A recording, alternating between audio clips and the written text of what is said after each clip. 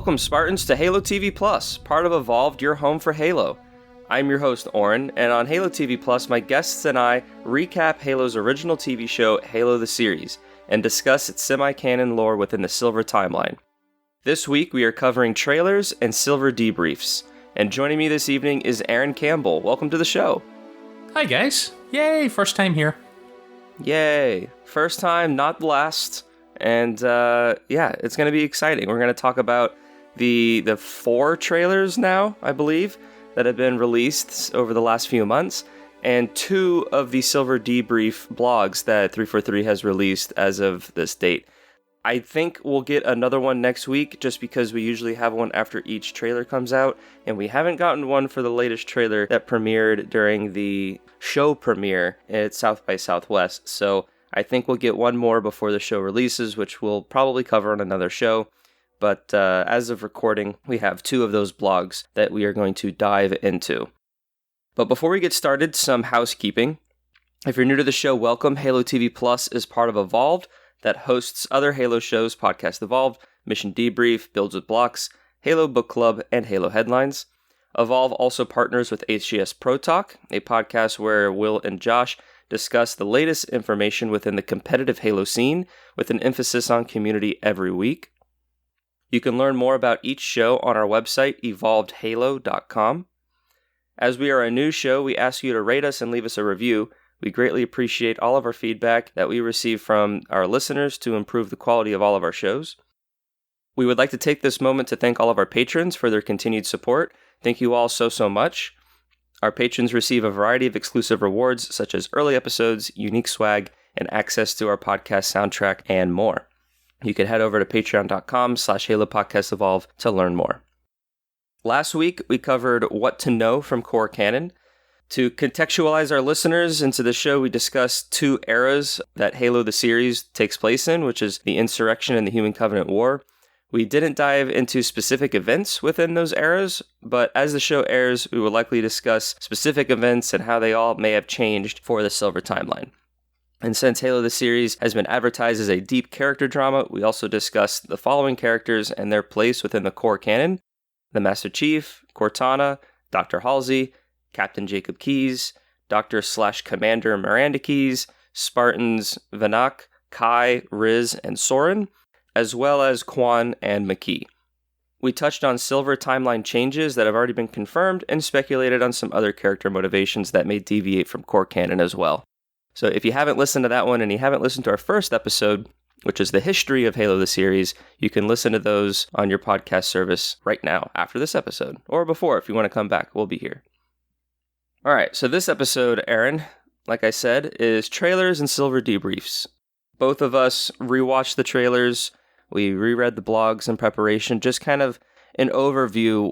What's your sort of sense from the trailers? Like, as a Halo fan, are you generally excited? Are you generally worried? Like, what's the overall impressions of what we've seen so far a week away from release? I'm going to sound a little like you. I think it was in the last episode you were saying the same as me. I'm actually kind of excited. Like, looks-wise, I think it looks as good as something like The Expanse, and that was kind of like my bar for if it can look as good as that show, I'm quite happy, because like I think The Expanse does a pretty good job. You can, if you sort of squint closely at it, you can notice where they cut the corners, but it's a good serviceable show, and the CGI and everything looks pretty decent on it, so that was like my bar. So seeing the trailers, they look pretty good. Listening to them talk, I'm not overly fearful. I get the feeling things are going to be compressed, and I can live with that.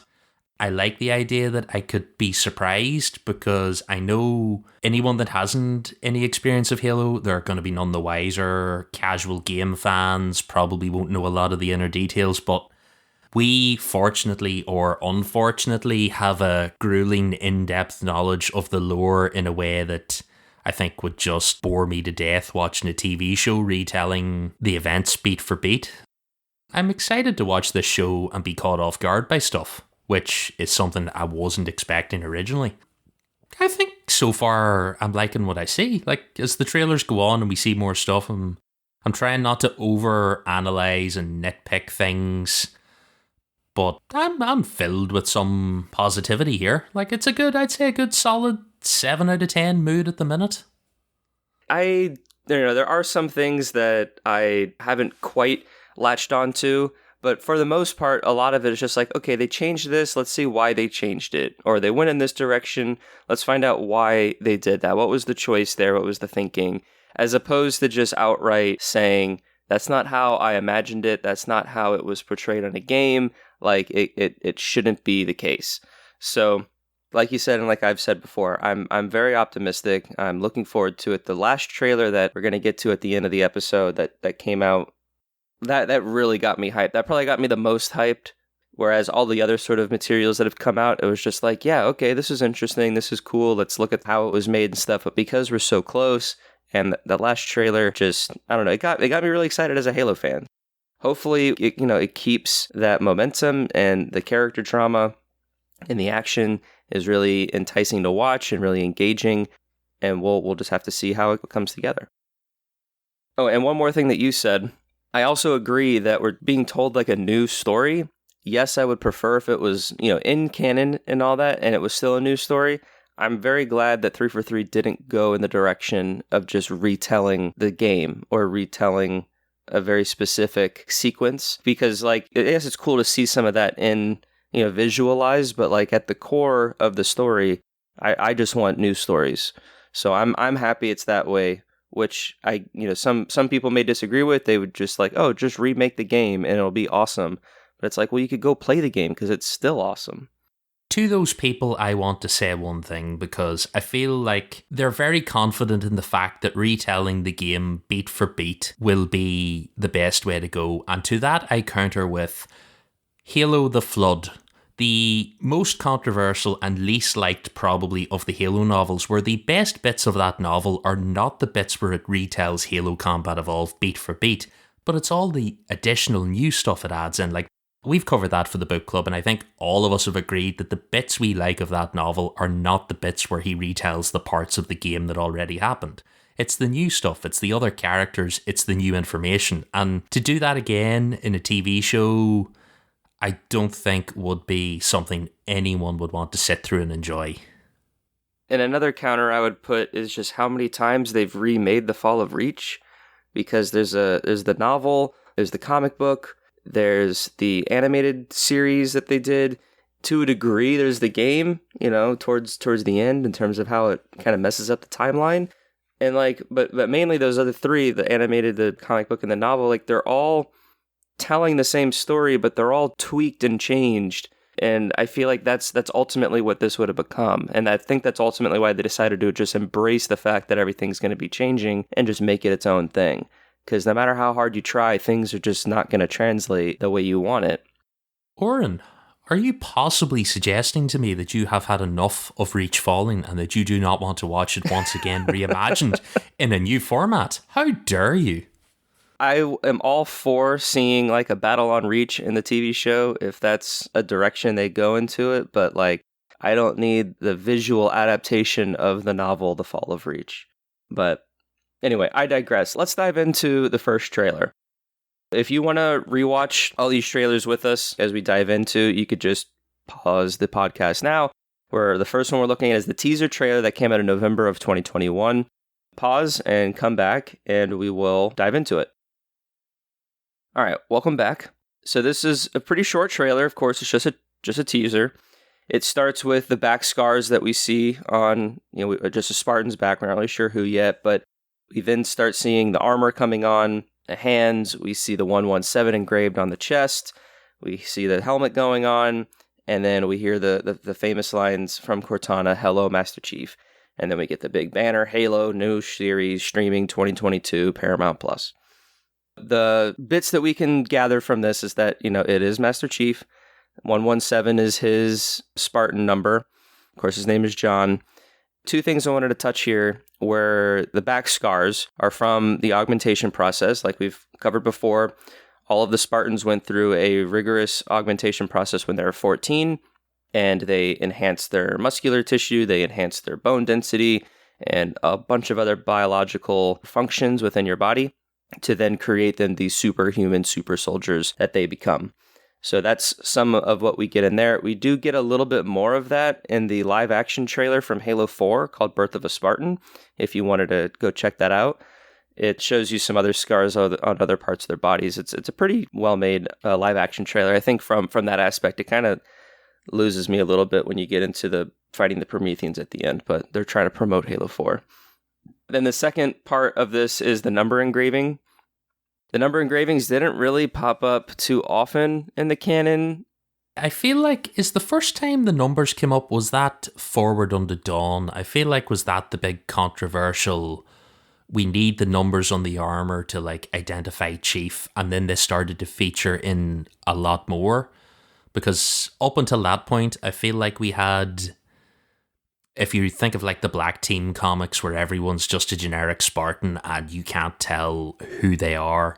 But I feel like the first time I really remember 343 defending the numbers on the chest plate was Frankie talking when they were making Forward Unto Dawn, and they were saying that they really wanted Chief to stand out as Chief.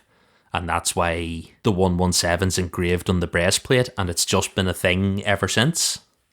I thought they did it sooner in some of the other comics for the same reason, where it's like when you have a comic panel, like they're just all Spartans. They're wearing all the same armor, so you don't know who's who. And you don't have a voice you could recognize because it's a comic panel. But maybe I'm just getting the timeline a little bit wrong there. But I feel like they're maybe around about the same time.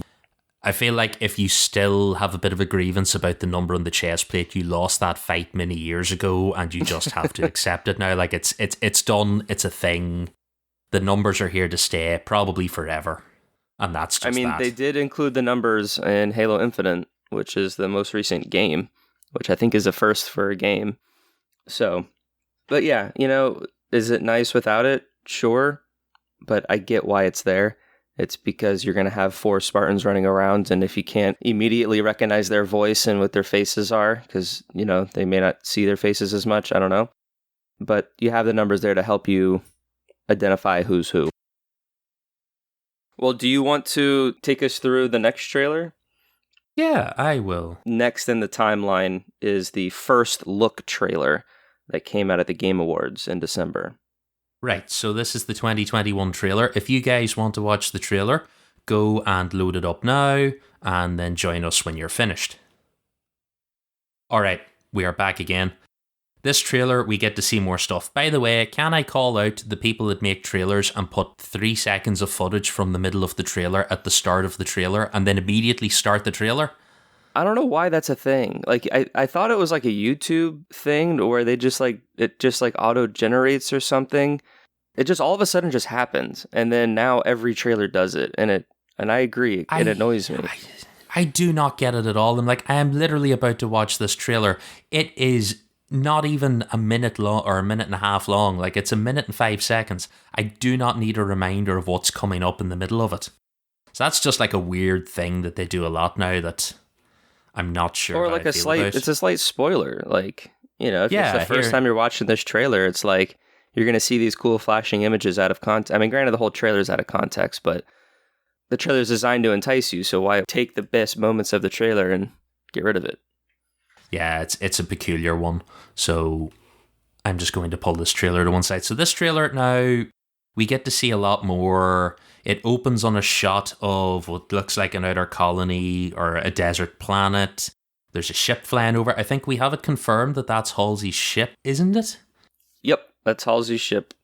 I forget what it's called. It has a name. It's named after it's the Zen E class courier. That's what I have here. But yeah, there is an actual name. Yes, it's her home planet's name. I think I read in the trailer. Or I read somewhere. Could have been one of the Silver Debriefs or something. Probably. We'll cover that in a second, so we can pull that up. Yeah, but like it's a good, nice wide shot. I'd love to know what's going on with this city because it's interesting. The giant sort of like metal baffles sticking out of the desert and this tower, and you see solar panels. It's all cool. Like, it's good high quality CGI. You see Chief and Forerunner ruins. I think it's Chief. We get a shot of what looks like Reach. There's UNSC ships into the sky. It's a massive futuristic city. It's beautiful. We see Halsey. This is our first look then, was it, at Halsey? Yes. So we get that is Natasha McElhone. She does a good Halsey. It's that sort of good, like she does a good younger Halsey. What are we, at this stage with the Fall of Reach? Like we're not quite into elderly. Well, the timelines are maybe a little different with this. Yeah, the timeline's very condensed, so it's like, I get the feeling that this is earlier in the quote-unquote Halo timeline, where like it's 25-25, 25-30, where it's like pretty early in the war, but the Spartans are already like men and women, like they're already adults, whereas they would still be like teenagers in this timeline. So yeah, she's still very like determined and cold and like for science, and we have to do this because we're, gonna get extinct. Yeah, like she very much looks like she's in her mid-40s, where I think if we're around the Fall of Reach, like even in Reach when you play the game, like she looks much more like she's in her 60s. She's not elderly Halsey yet, but she's not young Halsey. But she looks the part. We get a shot of the rubble, the interior, get a shot of... I'm terrible with names here. Quan. Yes. I definitely did not pull up the cast list here, so I have it in my hand. We get a shot of High Charity, which has had a little bit of a facelift. Yeah, it's a good representation. Yeah, it's nice. I like it, but it nearly looks more like, instead of being it looks like the dome has a bit of a hollow in the inside of it, which is an interesting look to it. You can sort of see up and into the core a bit more, but it's nice. I like that they've sort of like illuminated the spine up the middle to give it like a nice punchy visual look. Yeah. Liking that. We see Makee. And these character images they're just like portraits. It's just like a full shot of their face, just kind of looking past the camera or like right in the camera. Yeah. It's good to just kind of like, okay, these are the characters that we're going to get to know. Yeah, these are important faces. They're ones you should remember. And then the one that caught my eye was actually the next shot, which is the outside of the rubble, which looks fantastic. Like it's exactly what you imagine when you read the novels. And then we get a shot of Soren, the same again, staring off past the camera. We see Baby Chief. Well, we see Youngling Chief. I assume it's Youngling Chief. We see soldiers running through a hangar bay and skidding to a halt.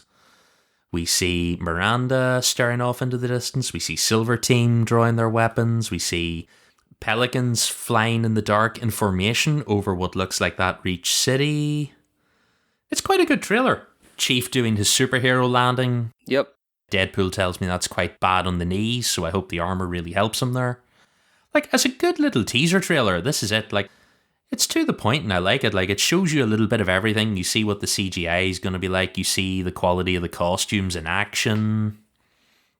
I like this as a little just like warm-up. You've got some notes here, so we run through these. So we have Halsey's ship. We have the Forerunner artifacts and ruins. They're pretty run-of-the-mill stuff. The rubble, really enjoying that.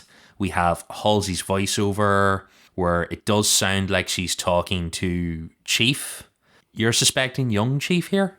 Yeah, so she says, kind of throughout the trailer, it's cut up with very dramatic pauses, but I wasn't able to turn on subtitles in the trailer, so there's like one little line that I'm not really sure about, but for the most part, I think she says, you're special, in fact, I'm counting on it, whilst in the dark, but you give people hope, and I will always be with you. I see this as a new beginning. And so I think this is her talking to John either as a kid or as a teenager, because I can see this being like a moment where they already have a type of relationship, and this is maybe right before the augmentation, because like that was a huge moment in the Spartan 2 program. And so she can kind of just be talking to him to help, gives herself a little bit more of justification for what she's doing. Sympathetic character, is that sort of... Yeah, just kind of like internally accepting and justifying like, the horrible things she's doing to these children. And so I kind of see that's part of where this line is coming from. So that's kind of what I think. I think that makes a lot of sense, because if you're going to introduce new people to Halsey is actually the most awful human being to ever exist. If you look at her purely on a sheet of paper, she's a terrible human. kidnapped all these children, experimented on them, dumped her child on her dad. Like, she really is just not a great person if you only have like a glancing view at her. So you probably have to go out of your way to like make her seem warmer somehow and like sympathetic. Otherwise, you run the danger of people going like, why would anyone like this woman at all, ever? Yeah. Because going through the Kilo 5 novels, there were times when I sat and went, why did I like this woman? She's terrible. So I can see like when you're on a 9-episode TV show and you've really got to like squeeze all that in and condense it, you run the risk of just having her seem like the Red Skull's like chief scientist in the Marvel universe. Like, you don't want her to come off as that sort of like terrible, unsympathetic mad scientist. Yeah. So I think that makes total sense that you have to have this, and you have to have these moments with Chief and his flashbacks where she's going to seem like she's doing these things for a reason, for a justification, and she cares. I mean, you this could even be right after first contact or something. So I think you can insert this line in different places for the same kind of context where there's, people are contradicting her or pushing back at what her motivations are. And this is her trying to reinforce her stance on, whatever subject matter they're discussing. So yeah, we'll kind of see how it unfolds. All right. After that, we get to the new year. In January of 2022, we get our first Silver Debrief blog. It's going to be an ongoing series, so we'll be covering these blogs throughout Halo TV Plus's tenure. And the first one's called A New Beginning. And it opens with a statement from Kiki. They're quite long, and I recommend everyone listening to go and actually read through them all. We're taking specific quotes and different sort of moods that are discussed in the briefing, just kind of as a general overview. So you'll get kind of the meat of what is in the blogs, but I do recommend that if you are liking what is being discussed, then you want a little bit more behind the scenes and get some more context within the core canon, definitely read these blogs because they explain it very, very nicely. But we get an opening statement from Kiki Wolfkill, and she says it's such a surreal feeling that they're finally so close to premiering the show. It's been a labor of love, and that at this point in time, they're very deep in post-production with the heavy visual effects work, which makes a lot of sense. They probably have the picture locks all done and the run times. They have audio work, probably tweaks that they're doing, to where the cherry on top is just finalizing those individual shots with the visual effects works that they'll splice in, and then they'll export and premiere and all that fun stuff. Then we get an interview between Alex and Frankie, and they describe that Silver Team is a nod to the silver screen. Silver Timeline is a nod to the silver screen, which of course is what the TV was described as when it was created, I guess. And then I have some quotes here that I'm just going to read through because it gives some good context for how the show's development really began.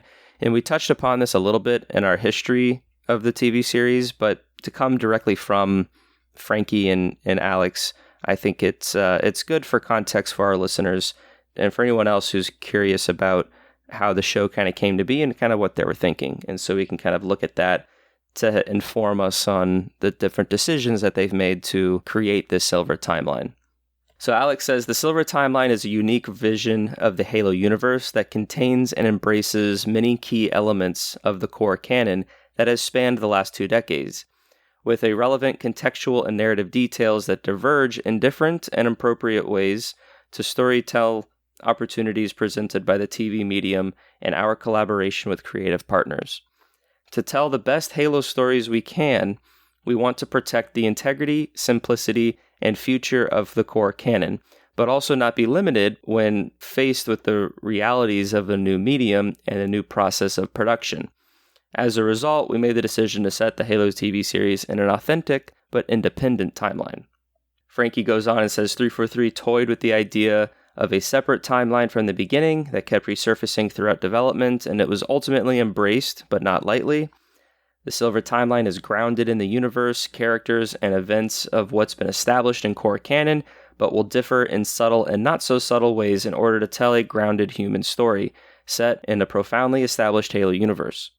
Where differences and branches arise, they will do so in ways that make sense for the show, meaning that while many events, origins, characters, arcs, and outcomes may map to the Halo story fans know, there will be surprises, differences, and twists that run parallel, but not identically, to core canon. Most Halo lore fans are aware of the origins of Chief, the Spartan programs, and the machinations and outcomes of that program, but haven't seen it through the eyes of the kids who experienced it, or the adults tasked with making it happen. We get to do that and also tell a story with a fairly dark period in the Halo universe, and unblinkingly look at the ethics and morality, but with the advantage of perspective. We know why the Spartan 2 program happened, and also why it may have been necessary, but the moral ambiguity of both events and characters is going to act as a prism for how we view things we thought we already knew. And he goes on and he describes similarities between production of the TV show and game production development, talks about COVID and how it hit the show really hard, as well as Halo Infinite. And then when comparing the show to Forward Unto Dawn and Nightfall, he says, in a freeze frame, they look very similar because they're both live action. And we've done it before, but the sheer magnitude of difference is dizzying when you see it all together. And then to kind of wrap it all up, Alex says, in summary, core canon will continue unimpeded and unfettered by differences and divergences in the Halo TV show. Likewise, the Silver Timeline will continue to draw from and explore existing elements, events, relationships, and more from the core canon, involving in parallel while retaining the themes that serve as pillars of Halo's identity. So we've been preaching it for the last 2 episodes. It's different. We're going to accept it, and we'll see how it's best utilized. As we're going to talk about in the next sort of part of the breakdown for the first look trailer that we just talked about, Alex and Frankie kind of just go into, for instance, one good example is Halsey's ship, which the name is Edmimoine 2. It's the Zen E-class courier ship. And Alex says that they're showcasing the ship that's never visually been represented in the Halo canon, but it's been talked about and discussed. And so in the TV show, we're able to create the visual representation of it because it's just existed in like drawings and stuff. This is what the ship looks like in core canon, and if it were ever to appear in a game or in another type of core canon medium, then this is what it would look like. It's just premiering in the TV show. So that's just like one example of how the two are working in parallel, but it's its own thing.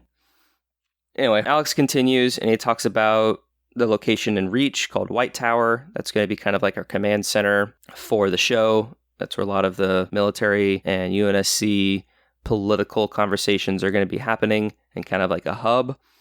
Talks about the art direction and inspirations during development.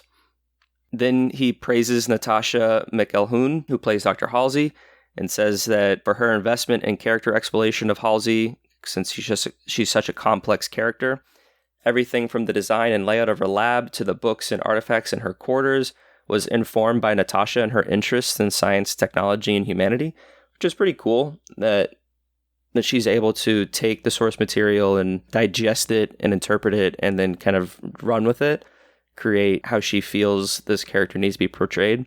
And we've already said that she's talked about how she can't wait to explore more of Halsey in Season 2, so it'll definitely be interesting to see her portrayal on screen.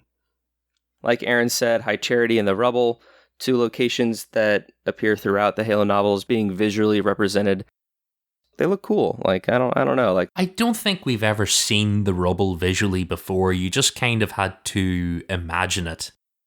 Being able to see it now, and like it looks as big and as busy and as complex as you kind of imagine it does when you read through the story and you see how it's described. I think they do a good job with it. And the same with High Charity. Like, High Charity looks the part. I know we've seen High Charity multiple times.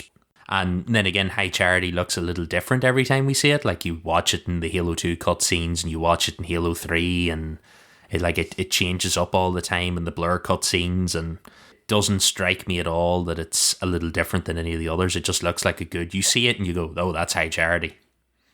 Yeah, it's definitely identifiable by that means. Like, yeah, you see it, I'm like, oh yeah, that's definitely High Charity. So they did a good job, creating that distinction.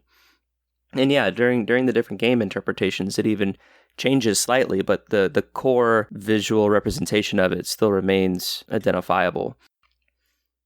Then lastly, they talked a little bit about Silver Team and how all of these suits were custom made, and they didn't want to have just CGI compositing over the actors. They wanted the actors to actually wear the armor to get grounded into the what the Spartans have to actually do, and it's not weighted as much, but they do weigh a fair amount.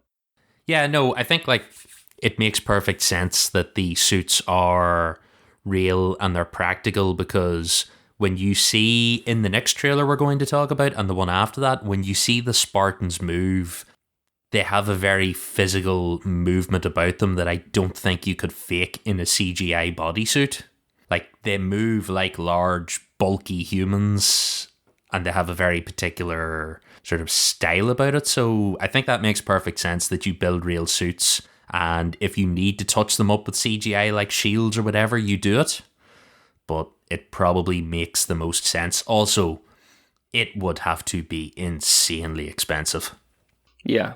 The Marvel superhero movies are the ones who do those compositing suits over the actors, because they have the money to do all that, the money and the time. And when you see Iron Man move around in the Marvel movies, I know his suit's supposed to be powered and all the rest of it, but Robert Downey Jr. never looks like he's a great hulking human. So it works for this. Plus, physical props. If in doubt, always physical. Yes. We've all seen the prequels in Star Wars. There's a lot to be said for physical sets, physical props, and people not staring at green walls trying to imagine what's there. It just takes different amount of preparations and direction to make all of that, more effective. But let's check out the first official trailer.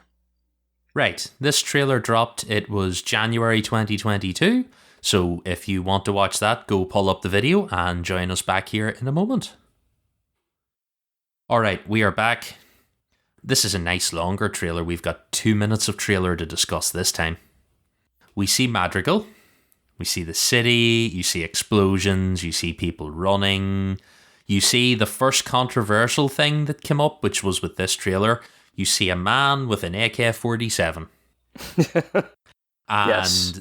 This has left a lot of people very confused and very upset, even though, as we're going to chat about this is not the first example of it in the core canon. These guys are on an outer colony world, and they have what is a good representation of what would be outdated technology. They do appear to have turrets and stuff in this place, but they also have very old machine guns. So a lot of people are very upset at the idea that in the future, humans still have things like machine guns. Now, we were talking about it before the show. 343 established in Shadows of Reach that old guns are just as good as new guns, because one of the scenes in that, when Blue Team are captured by the survivors on Reach, one of the survivors pulls a Desert Eagle on Fred, and I think Fred cracks a joke that shouldn't that thing be in a museum, and the survivor says, well, actually it was in a museum, I took it back out, and I'm still willing to bet it'll crack your armor as good as anything else. There's still a thing, guns still work. I think we have two different thoughts on why these guns might be here. I personally lean towards the theory that they're going to pass this off as these are simple weapons that can be easily fabricated / 3D printed in the future. If in doubt, the tried and tested AK-47 will not let you down, even on an alien planet. It's a little bit easier for the audience to see something that's more familiar to them as inferior to the super futuristic sci-fi weaponry that you're going to be seeing in the show. So while, yes, there is even core canon references of 500-year-old weaponry being used, I think that maybe the show takes place a little closer to our present, and it's showing these weapons and even the Chevy Tahoe, which is later in this trailer, as machinery and equipment that are quote-unquote old, to highlight the advancedness of the starships and the Spartans' armor and the Spartan weaponry as a more superior weaponry. And so the UNSC are definitely more equipped and more advanced, whereas these colonists, they're still using modern day stuff. And I think for a viewer, it's easier to identify and be like, okay, I know the level of sophistication of a Chevy Tahoe and an AK-47, but I don't know the sophistication of a UNSC frigate or a Warthog and an AR and a battle rifle and these other future weapons. Whereas if the insurrectionists had future weapons, but there were outdated future weapons, the show would have to explore that more to then ground the viewer, so then the viewer understands that this future weapon is different than the other future weapon. A good example of this, or kind of good example, I don't know. I just watched Men in Black the other day, and like, if you haven't seen Men in Black, Tommy Lee Jones hands Will Smith like this tiny, tiny gun called the Noisy Cricket to fight, the aliens. We, the audience, have no idea the power of this little gun until he actually uses it. And we would have to have scenes, like this where they use it, but because they're fighting other aliens, we would just accept whatever is being shown.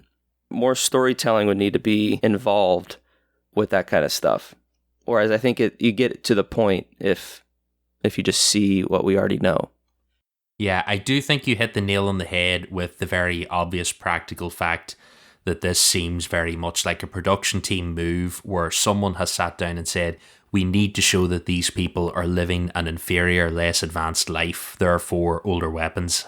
What canon reason they pass these off for will be interesting, but I think at the end of the day, that's the actual reason is we need to show that these people are living on a backwater world. They are not technologically advanced. They are completely out of their element fighting aliens, and this is the way we do it, where they are running around with AK-47s and sort of what we associate with modern day technology.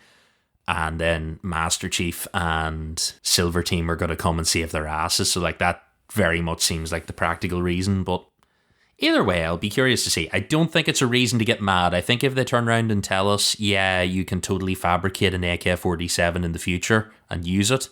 Because one of the things, people have pointed it out in Halo before, even with Bungie, humanity's technology for war isn't overly more advanced than it is now. I know we have Mach guns and frigates, and the only energy weapon humanity had when we joined Halo is the Spartan laser in Halo 3. Up until that point, we're still chucking grenades and bullets and flamethrowers at people. We're not out here with plasma weapons and energy swords. We discovered space travel, but we're still firing 9mm rounds at each other.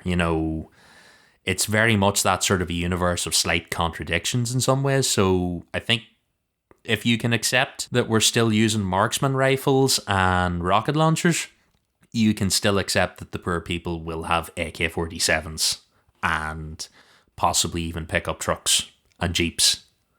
I think that makes perfect sense. So I am not too overly upset about this. I also, if this planet is falling to the Covenant, I don't think we'll have to worry about its residents and its outdated technology for very long. Unfortunately, yes. They're going to very quickly establish this, and I am fairly certain there will be a glassing scene in these people's future. Well, that's what really happened, and then everyone went to the rubble, and that's why the rubble is what it is. Yes. Because they had to leave Madrigal, so... I think that's very much the case here. Right, well, going on anyway, this trailer goes on. Chief does a superhero landing. He picks up a turret. He shoots. Stuff explodes, goes blue. Then we see Quan talking to Chief. She's eating some food. Chief does his look, and it's funny when Chief turns around, it looks like he looks at her, and all I could think is, why does it look like the Guitar Hero note highway reflecting in his visor? It's the lights or something in the drop bay that he's in. Oh, but I look like I'm about to pick up a controller and play fucking Through the Fire and the Flames or something here. It's man, whatever that light reflection is, it's weird.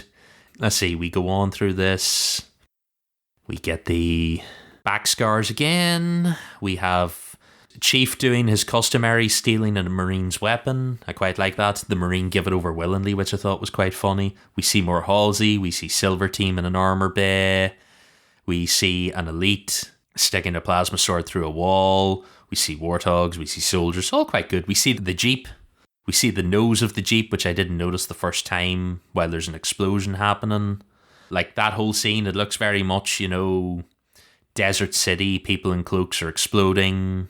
This to me seems like it's going to be one of the first action sequences of the show, to where like this is the Spartans being inserted into the engagement to assist with the neutralization of the Covenant. And like this will introduce you to the Spartan team, the Silver team, as this deadly force that goes and saves Quan, and that's where these two characters then meet and kind of start the beginning of their relationship. I very much agree with you. I think this, if it's not the first action scene of the setup scene, it has to be very close. We get other pieces which look like they're part of this scene later. We'll talk about it in the second trailer as well, but from the start where it looks like Chief and Silver Team land on the planet the whole way through, I think this is all going to be like the setup. This will be our introduction to everything rather than seeing like the fall of harvest or any of that stuff. So I can see it, yeah. And there's that scene we see at one point where Chief's looking up at a Covenant ship in the sky and all. I think they'll very much glass the planet, the whole thing. We're going to find out that we see here where Chief touches the Forerunner artifact. That's very much going to be why the Covenant are on this planet. Like, you can sort of piece all this together, I think, pretty easily. And I think that'll be our final act on it. We get more shots of the rubble. We see more of Soren. We see a pelican on what looks like Reach flying in the sky. We get a first shot of... Do we think this is Hood? I think that's Hood, yep. Is it confirmed? Yeah? I don't know if it's confirmed, but as far as representations go to in-game representations, I think this is a fairly accurate portrayal. I can't really see the insignias. Yeah, we see a little more of him in the second trailer. I think at the time of recording this, Halo Canon put out a video, and I think he has the actor's name, so I think he might have said Hood as well. But he does very much look like Hood, so pretty good there. What else we got in this trailer? We see Cortana. Now, this was another controversial thing as well. I think we can safely say that this Cortana takes inspiration from like the look of Cortana as an AI in Infinite and the weapon. Well, actually, as I was rereading the Waypoint article, they actually say that they took her likeness from Natasha, the actress. So I think they're doing the same thing that they did with Cortana in the games, in the sense that she is taking the likeness from Halsey, which is kind of taking the likeness from Jen Taylor. But in the TV show, since Cortana is from Halsey and we have a different Halsey, they're taking the likeness from Natasha, and then we're just using Jen Taylor's voice over it. Yeah, like you can see it, but I think the style itself is very... Like, she looks much more like the weapon than Halo 1 to 3 Cortana. She has a little more colour in her, slightly more human look to her. I think it's an alright looking Cortana. I don't get too upset about it. It has a little bit of the uncanny valley look to it, which I'll need to see a little more of her in motion to figure that out. But then again, I feel like sometimes when I'm watching the weapon in Infinite, I get that vibe as well occasionally. So it doesn't exactly freak me out. A lot of people were expecting Halo 3 Cortana, and then we don't get that, but she's made to look like the actress, and that's just that. It's one of those things. We just have to work with it. As a single image, and like as a snapshot, as a freeze frame, it is jarring. But like you said, I think I'm just going to have to wait and see how she moves and interacts with the other actors on screen. You know, it is different, but again, my mind has fully been on like, all right, things are going to just change, and I just have to accept that. It doesn't make or break it for me, but it is different, and we'll just have to see how she'll interact with the other characters. Yeah, I think it's like anything else. A lot of stuff that is made to look good in motion and passable doesn't necessarily stand up to the scrutiny of being paused and poured over frame by frame. Seeing how this Cortana looks in motion, she may be entirely fine, like entirely passable. The same with the elites. Like, you can look and pause all those scenes and pour over them and go, these look a little ropey or these look a little weird. But when they're actually moving and that fight scene takes 5 seconds and Chief plasters the two of them across a wall, it may look perfectly good. It's just one of those things you have to watch and see. We get the reveal that it was this March. Then it goes on, we see Phantoms, we see Silver Team in a hangar bay drawing their weapons, we see Miranda examining the Forerunner artifact, we see what looks like Halsey also studying it, we see ships, looks like a Covenant disabled ship, and then a human ship docking with it, which is interesting. We get a shot of the inside of High Charity. We can see the Anodyne Spirit in the background. We see Maquis in her best Star Trek villain outfit. Yeah. We see like a far out view of the Prophets sitting in front of that weird lighty core that runs down the middle of High Charity. And then we see Marines get their asses handed to them, very much sort of Big Alien style, as the Hunter Worms take them out. And then we see Chief and Silver Team doing their best, like, I've got business to do walk. The squad walk. Yeah, the fast-paced, heavy squad walk. I think that looks good. Like we said earlier with the practical armor, it's a good look, and they look like their actual physical presences, which is good. And then we see a Pelican flying through some asteroids, and we see Soren again. And I think this another little quick single scene that caught people out is he has a piece of chest armor that looks very, very similar to Chief and Silver Team's chest armor. So people have been wondering, does he somehow have access to Mjolnir? Have they changed up his story, his origins or whatever? But I think in one of the cast trailers, he talks about how he is much less armored up than the Spartans. So I think it may just be a chest piece. And we'll talk about it in the second trailer as well. But I think there's another moment with Soren that we can talk about and how it may deviate from his core canon story. Yeah, and then that final scene is Chief flicking up the BR off the ground. He's looking a bit battered and abused. This is another pretty good trailer. I have no real issues with it. It shows us a lot of good stuff. What do you think? Yeah, no, it shows you more of what's to come. I think this is the first time we really get a sense of what to expect in the TV show in terms of the action and the kind of, we get some dialogue between the two characters. I think we get more of the character interactions in the next trailer. This still is very more visual and more of a tone trailer. But it starts raising questions with some of the things that are said, like Lord Hood saying, what does one do with a superhuman that you're not sure you can trust? You have Halsey saying he's lethal, upgradable, most importantly controllable. So there's a lot of these questions and sides that are coming into play here to kind of shape what to expect. And yeah, I think it was a solid trailer. I think the biggest thing that I took from the trailer was the fact that it's coming out in March. Yes, that reveal of the trailer and the fact the show was coming out in March may or may not have started quite some panic in the Slack that day. Yeah.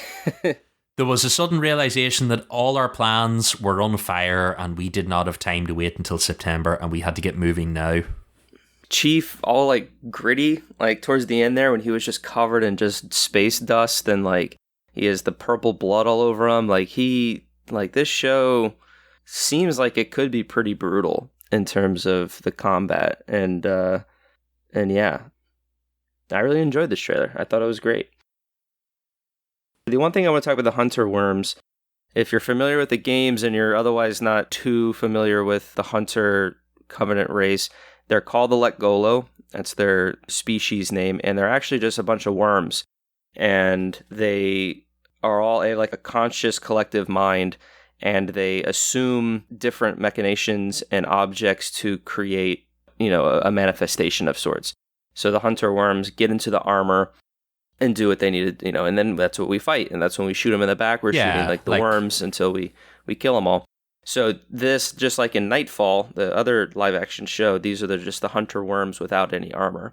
Yes, we have seen this in the games before. We've seen this in Guardians, when Blue Team are on the space station, and I'm blanking on its name. Argent Moon. Yes, the Hunter Worms are crawling through the outside of the corridor in the cavities, and they slither down the lift across the glass in front of you and into the armor, and then assemble into the hunter creatures that you fight, because They are, like you said, a colony of worms. I know in the very first Combat Evolved, they're like, it's not really figured out what they are yet, and they look very much more like fleshy creatures, but they very quickly go to the full-on, no, these are strands of worms holding things together.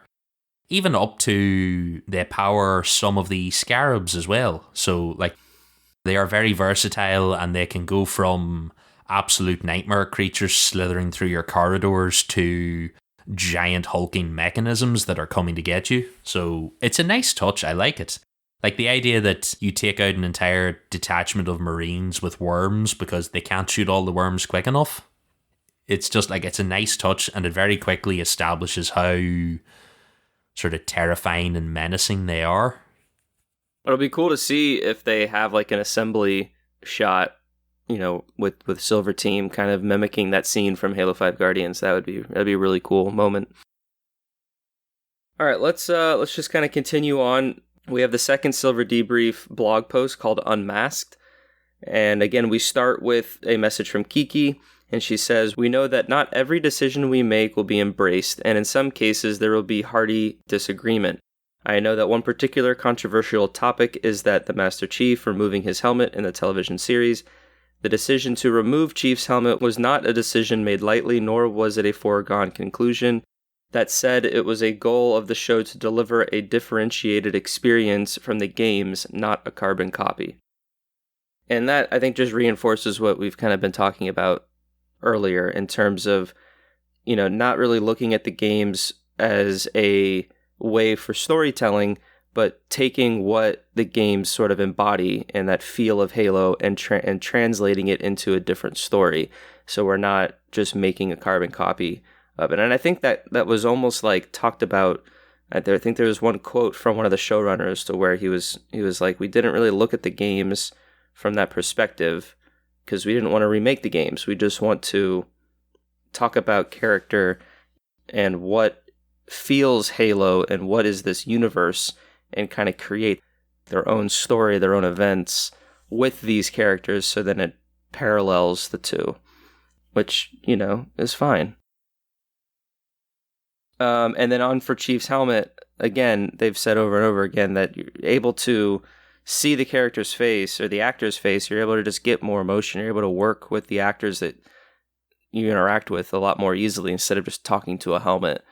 So it's one of those things. How many times can you like beat back and forth over the same argument? At the end of the day, I know a lot of people throw the Mandalorian up there, but even the Mandalorian revealed his face. Like, I know there's only two ways you do this. Either you go like the Mandalorian and you save the reveal up for a big poignant moment, or you establish very quickly that Chief is going to take his helmet off. And numerous people over the years in 343 and Bungie and stuff have pointed out, like, everyone's standing around with their helmets off and Chief's standing there with his still zipped up, and you're like, this is a bit weird. But it's got to be done in the games and stuff because Chief doesn't show his face to you. But like, if the rest of Blue Team are sitting chatting with their helmets off, it seems kind of rude not to take yours off. So I expect Chief to do the same in this. And also, if they weren't going to show Chief's face, I don't for a second think they would have cast Pablo Schreier as the actor. You would have got someone unnamed to just be the big guy in the suit, and that would have been it. They picked this man, you're going like, right, they're going to show his face. Yeah. And I don't think it's the end of the world. And like, you know, you see Sarah Palmer's face, like in the games, like, you know, her character. So you see Osiris's team's face, like, you know, these are characters you want to interact with. And I think the games just went down the path of you becoming Master Chief, and they just never showed his face, to where now they're just locked into just never showing his face. Let's not throw Palmer up as an example, because I have issues with Palmer never wearing her helmet. She really needs to wear it more often, because she's in the middle of combat with no helmet on. She takes it too far the other way. Different. Yeah, but no, I think it's fine. And as we've had to point out before, Chief does take his helmet off in the lore all the time. In the Flood, he spends time on the Halo outside his armor. Like, it's a thing he does. He's in it a lot. It feels like his second skin, but he does take his helmet off. He does speak to people outside of his suit. He does have a dress uniform. Mm-hmm. It's not the end of the world. We just, as the player, don't see it because Chief is our vessel and that's it. But this is another timeline, and he's going to have a face, and it'll be fine. It'll be totally okay. The first time he takes his helmet off and he has that big mustache from Orange is the New Black, everything's going to be all right in the world. Oh, gosh. All right, so continuing through, we have Season 2 is officially announced. I personally feel like it may start filming as early as the end of this year, or at least the second half of the year. And if they have as much visual effects as they do for this season, which they likely will, if not more, I think it's optimistic to think that it'll come out by fall 2023. I'm betting on, again, another March release, probably in 2024.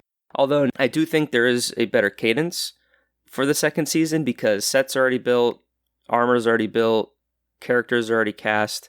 I feel like it's much easier to move into a second season. You know, it took us pretty much from 2018 to now with COVID to get the TV show, whereas you can very much condense that. But I think coming out as early as next year would be a huge undertaking if 3 for 3 and everyone's able to pull it off. So I gave it 2 years. But enough about that, though, because season 1 still has to come out. In the blog, they talk about IGN's FanFest interview with the cast and crew, which is really cool. It's about 30 minutes if you wanted to check that out.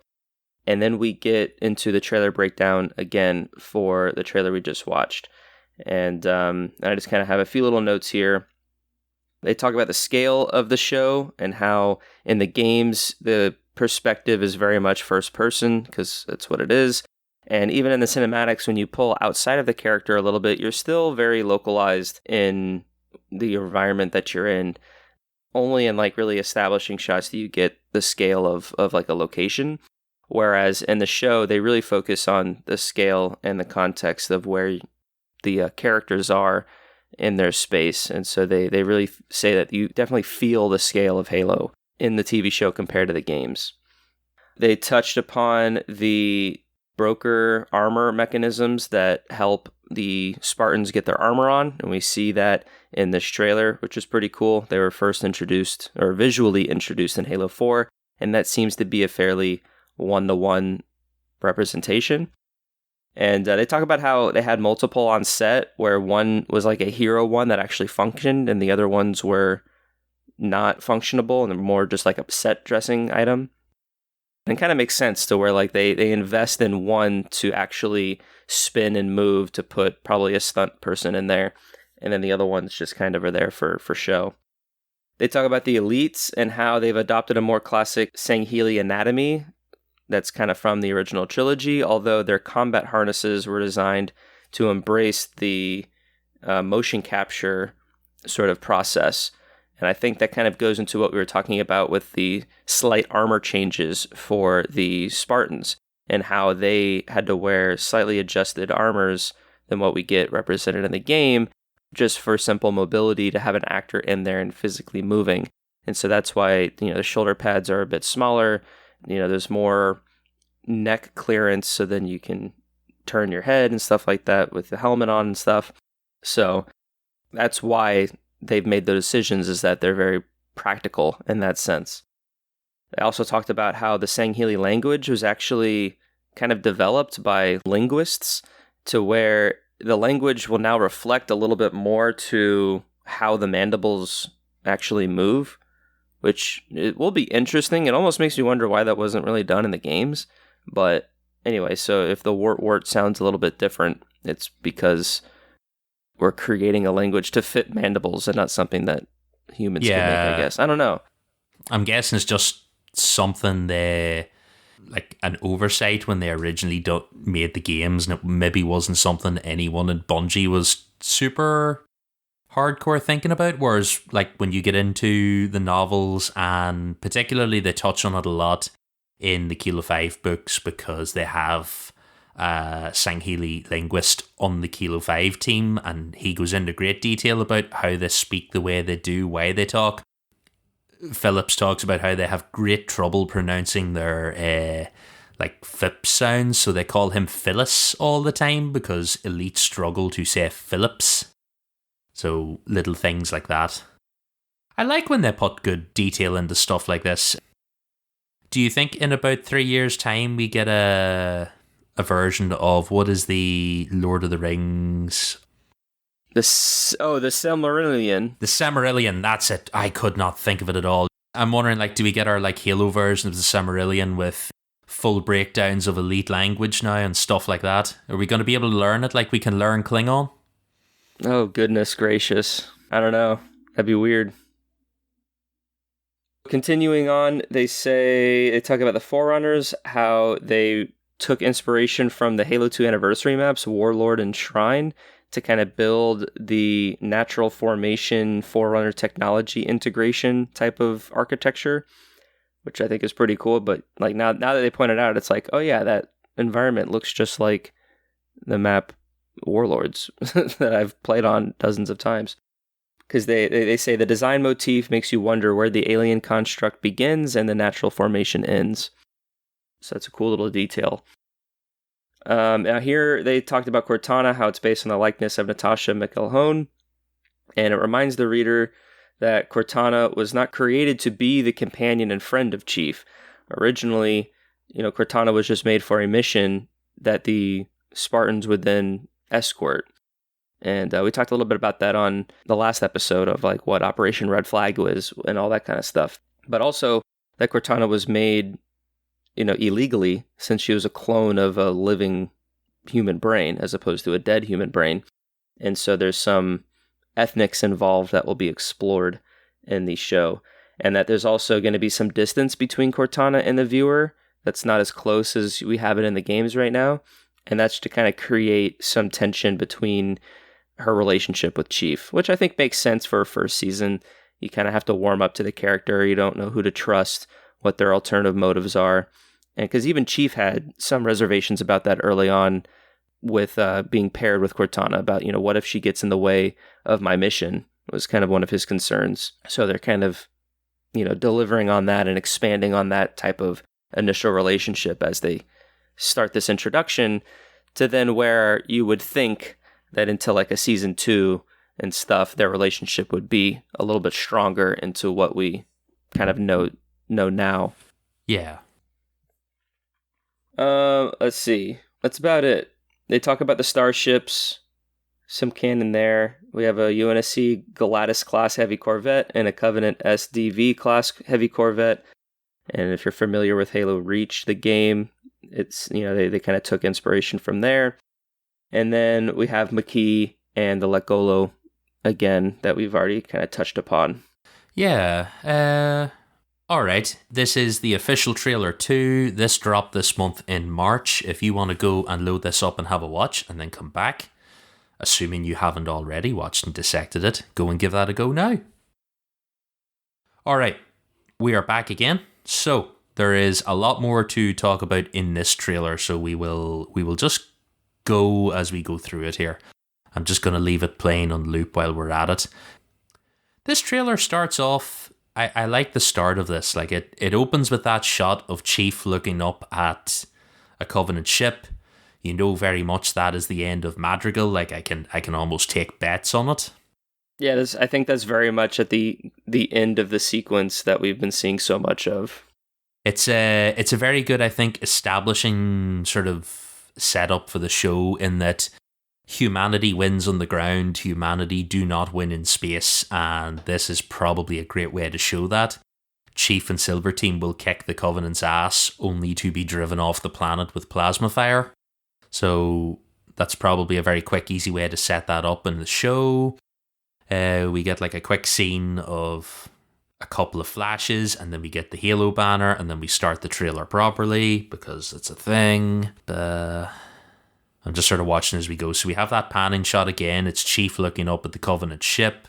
You see smoke, you see the rubble. Rubble still looks very good. We get a shot from inside the rubble of Kwan and a character that we don't know. And they're looking out of a viewing portal at the planet. We see what look like little space taxis inside the rubble. Does it look like all those taxis are zipping along on steel cables? They're all like little boxes shooting back and forth inside the rubble. It's quite cool. I like that they seem to have put some thought into how the rubble functions as a city in space. Yeah. Then we see Baby Chief again with Halsey standing in the doorway of his cell. Well, it looks like Halsey, but you only see them in silhouette. We see a nice view of a planet with a ship flying along. Then we see this planet we saw from the teaser. I assume that ship might be Halsey's ship because we see it here then in atmosphere. It's Halsey's ship flying down towards the surface. Do we assume this is...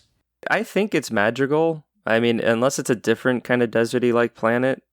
Do we think this could be Chief's homeworld? Like, could this be a flashback? Could this be Halsey's ship flying in to do the establishing King of the Hill scene? Like, I feel like they probably... Oh, if you want to explain the King of the Hill scene.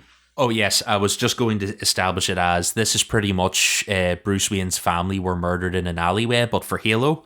The establishing scene is the Chief plays a game of King of the Hill with his classmates, and Halsey goes to observe him and then speaks to him and gets him to do the coin toss game, and then decides that he is the chosen one. So it's been shown multiple times in comics and animated and in the novels.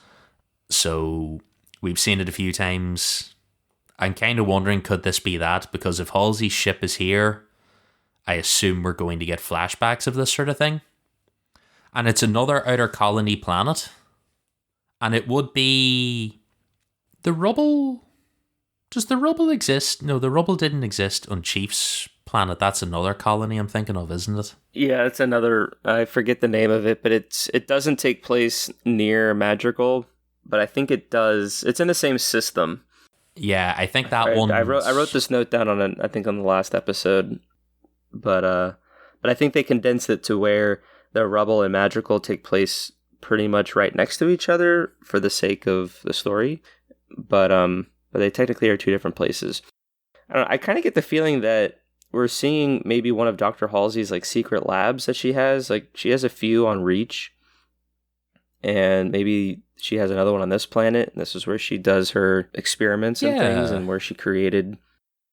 Like, this is basically her sword base. Or not her sword base, her castle her bat base. Cave. Is that what it is? Her bat cave. I could see that too. Wouldn't really bother me any. We get Kwan's little appearance there where she quickly establishes why she has nothing left to lose. We see... an attack on the colony. We see shadows of elites coming through the dust while what look to be important characters. They lock on this man's face a couple of times, so... Yeah, I don't know who he is, but I think he's going to die for a reason, and that's why I feel like he's related to Quan somehow, either like through like relations or like biologically. Like, it could be like an actual relative or just like friends or like a companion or something.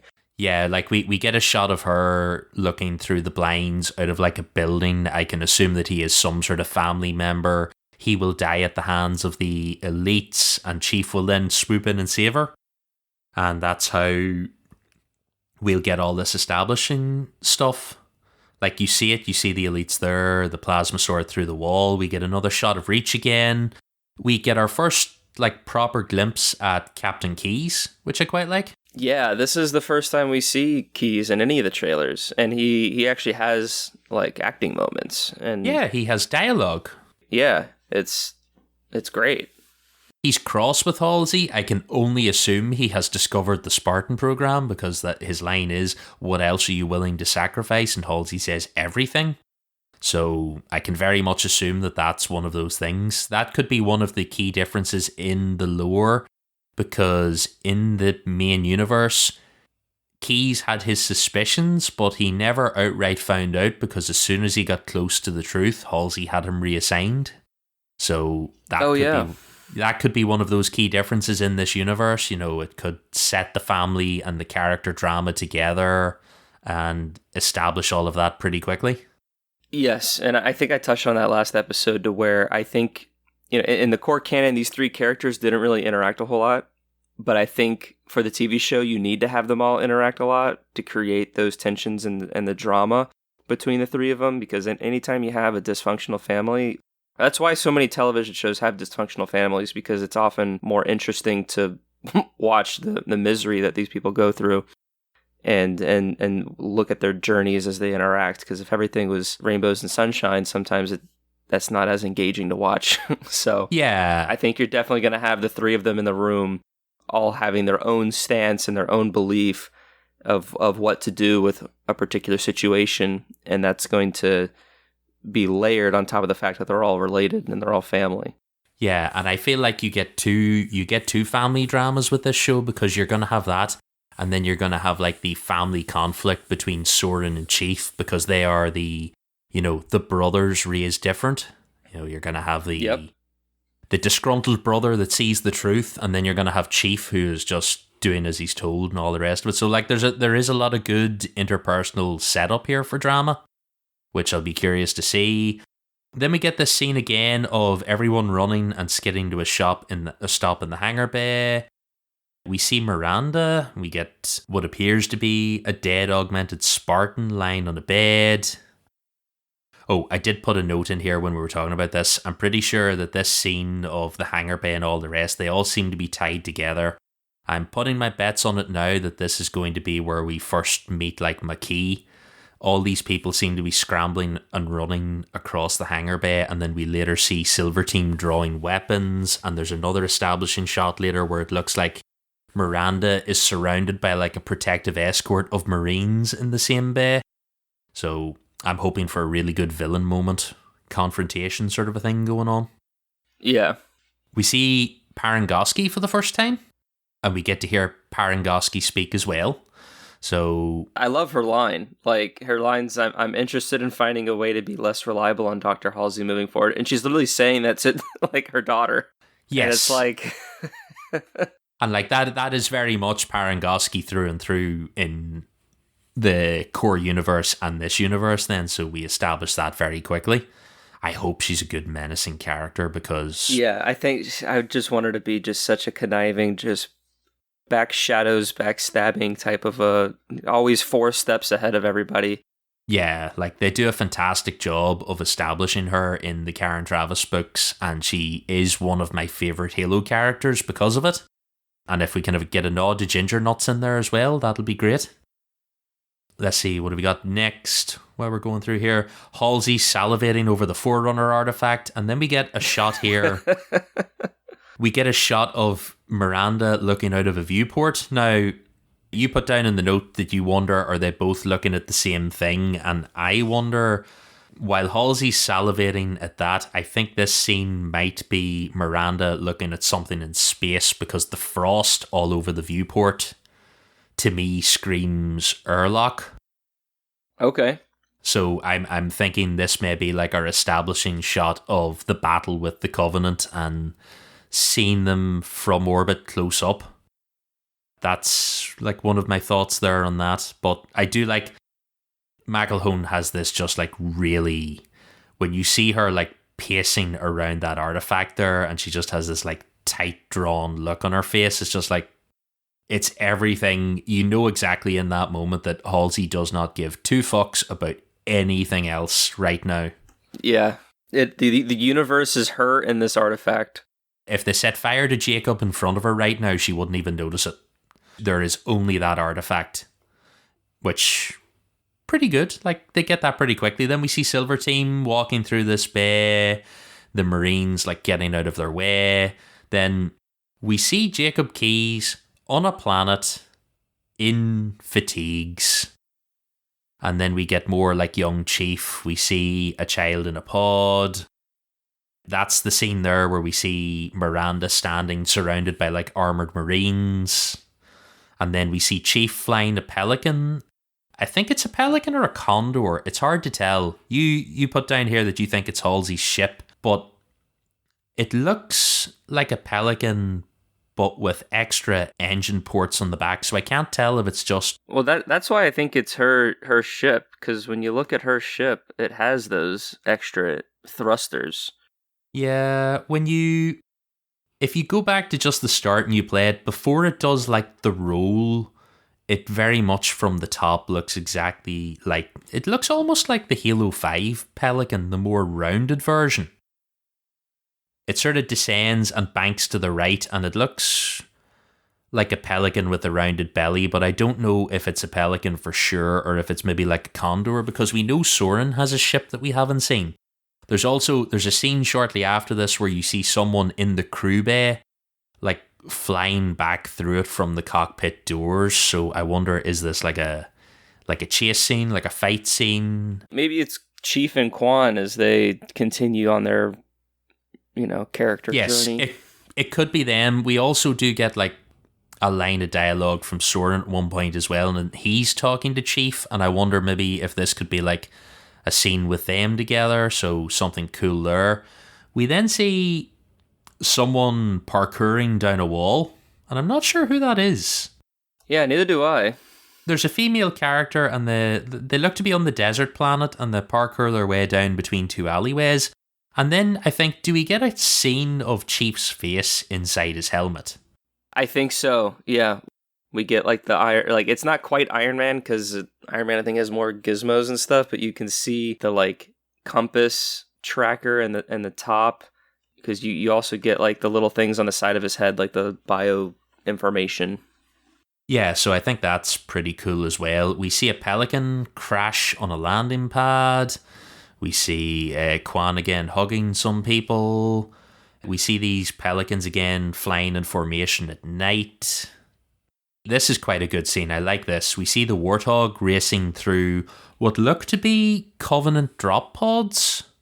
Like they look to be those like single person version of the Covenant ODST pod. And we see one Spartan driving the Warthog and two Spartans running alongside it, which is like a nice touch. And they are like just completely hoofing it. And then, yeah, we see the Spirit dropship. It looks to be reversing and running from Chief almost back to the drop pods, while Chief is absolutely sprinting to catch up with it, which is a really nice scene as well. Then we see Maquis and we see like the Hunter party as they shred everyone. We get another shot of Chief with the turret again, just shredding people. We see our first look close up at a Prophet. And he looks good. He does look good. Like, no matter where you pause the CGI, he looks like a good character. He looks like a good model. It looks like they've dialed back slightly on the like turkey neck that they have in the games. He doesn't quite have as many of the big sort of like dangly fleshy lumps on it, but he does look like a very good, well-realised character there. He seems to be in his throne seat as well.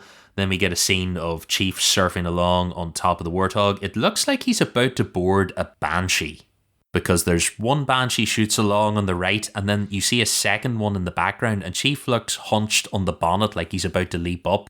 So I wonder if he's about to like board and take a Banshee there, which would be very cool as well. We get explosions, we get another shot of the Tahoe and people flying. Weirdly enough, I think that's the shot we get from the last trailer, but flipped. Then we get Chief and Soren drawing guns on each other. I quite like this, where Soren has a very big fuck-off hand cannon, very Destiny. What I wanted to note here is that we actually see his hands, and I touched on this on our last episode, where we haven't really seen any of Soren aside from his head and his chest piece. And in the lore, Soren, his body rejected the augmentation progress, and so it left him very deformed and unbalanced with his like arms and his legs and his like shoulders and stuff. And so, but I don't really get that sense here. So I'm curious if they're leaning into maybe more subtle of that disfiguration, or if they're changing like maybe how he defected from the Spartan program. Maybe he accepted the augmentation just fine, so he's more or less an equal to Chief, but ideology-wise, he kind of defected as opposed to being forced to wash out. While you say that, and I watch this now, like, part of me leans toward the idea of, if this is well after the point where Soren dropped out and washed out, maybe he's been rehabilitated, because there are cases of this in the lore. Osman, who you'll know from the lore, who takes over Oni eventually, she was another Spartan that failed and washed out during the augmentation process, and Oni rebuilt her. Now, when I pause it here, just whenever he draws his hand cannon, I do sort of look and wonder, His chest plate does look very large and like it bulges slightly to one side. I wonder if maybe under that coat he isn't quite as like straight. And that's what I hope. I hope they lean into the fact that he gets deformed and he's kind of forced to, because that his story, Pariah, like that story is so good, and just like how it just paints a different side of this terrible program, and then like for him to want to be a part of something, to then be forced to be rejected. And he's left with this painful muscular structure that's just so large that he has to take painkillers and stuff. Like, compound that with different influences whispering in his ear. Like it's such just a really good story that I just hope they really keep as much as that grounded, because there's nothing after that in the core canon, you really can make whatever you want after that. Yeah. Just lean into the origins and build on it, because you're able to do whatever you need to do. So I really hope that that's the case. Like maybe it gets like burnt or something and he has to take it off and you just see the horror in there. Yeah, like I do think looking at that, like it does look like his chest piece doesn't sit properly. So I wonder if they will lean into that with it. Like you can very easily, you can come up with reasons why his hand's no longer deformed. Maybe we find out, he could have been reconstructed. It could be robot. Like you can very easily go, yes, I now have an artificial leg and arm to replace the two that were like badly deformed and crippled, but I'm still messed up all over the place. I can see that. And like you said, because there's no other mention of Soren after Pariah, you can totally buy into that. And you can see that he would be an asset to insurrectionists, even if he's not a Spartan capable of wearing the armor ever again. Like he's still stronger and faster than most humans, and fully mentally trained as a Spartan. So I can totally buy into the idea that he sort of is his own boss now and believes in the insurrection and is here to do shit. So I'll be curious to see it, but having frozen that there, I do think he doesn't look entirely in the correct proportions, so I'm hoping they're maybe going to go into that, and that's why he's wearing this big trench coat the entire time, to like make that a little bit of a cool reveal. Right, let's see, going on from that, we have that shot again of the Pelicans coming up off the surface of Reach. We get Chief and Silver Team doing their Halo 5 moment, where they just jump out the back of the Pelican. It's very cool. I assume this is the start of the attack, where they come to save the day, and they're going to superhero landing into the middle of this battle with the Covenant. Yep. All very cool, makes a lot of sense. Oh, it's such a good shot. Like, it's Halo 5 Guardians. If it has some nice bombastic music, I love the idea that Chief and fake Blue Team get their moment to do the same thing. And that's us, is it? I think so. Right. What do you think of this? I have a few thoughts that I'll go over at the end, but what did you think of it as a trailer? I thought this was the best trailer of all of them. You really got more dialogue and character interactions, and that to me, I don't know, like seeing Keyes, seeing Parangoski for the first time, and then just kind of expanding on what's going on. This trailer just like really hit me. And then when they're jumping out of the Pelican with the line of like, we're all we have now, it's just us, and it's like, I don't know, it just really, to me, it felt Halo, like I just got really excited and was like, man, I can't wait to watch this show next week. So it's I think this is the best trailer. Yeah, I have totally enjoyed it. This trailer got me thinking in a way that the other trailers didn't. I know we have verged very long here, so I'm going to try and keep this quick, but I want to run this by you because one of the last things said in this trailer is a line from Keyes. So we have Chief and Silver Team, they jump out, Chief says Silver Team on me, and then we hear a voiceover from Keyes where he says, we're all we have now, it's just us. And that line filled me with immediate fear and terror that this show is going to quickly establish the fall of Reach and end up in Combat Evolved territory, and that immediately made me think that we're going to see this poor man eaten in live action by the Flood. Just the thought of it immediately filled me with dread that will come at some point. And then it just made me think, how quickly will this season go? Do you think by the end of season 1 we could see ourselves at Halo? Yes. Because and one of the end of the trailers, it was like, find the Halo in the war. And in one of the other blog posts, it was saying that at this point in time, there's very little to almost nothing known about the Forerunners. And pretty much anything that we discover in the show is humanity discovering as well. And I think it'll all lead up to finding the Halo ring. And then humanity's going to believe that finding the ring is what's going to end the war, but it's actually not. And I think that's kind of where the cliffhanger will kind of be. I don't think you kill off Keyes and you introduce the Flood and you do, and I don't think you really dive into too much of the Forerunners in this first season. I think you establish the characters, you establish the Covenant as this force, you have this battle, you have these politics, all the while you're searching for this Halo ring. And it could be kind of like a little bit more of a search. You know, maybe they're looking at the different Forerunner coordinates and actually like trying to find the ring, as opposed to just stumbling upon it like it happened in the core canon. And then once you find the ring, that's when we start discovering what the ring actually is. And then that's where I think you leave your cliffhanger. And then into season 2, you kind of have your own version of CE, to where that ring now does, we learn of what it is, Cortana learns what it is, and then you basically just go from there. Yeah, I feel like I agree with you there on that. Seeing Keyes and like military fatigues out on the surface of somewhere, that was just like, I could easily see us finishing season 1 on that cliffhanger of being on the ring. You can lean into the attack of the Pillar of Autumn. Like, that could be the last episode, is where the Pillar of Autumn gets attacked, it crashes, and we land on the ring. Now, they've already said they don't want to completely rehash the first game, so if they do go in that direction, then it's going to be changed to some degree. But I feel like a show called Halo, you need to have the Halo in there. Yeah.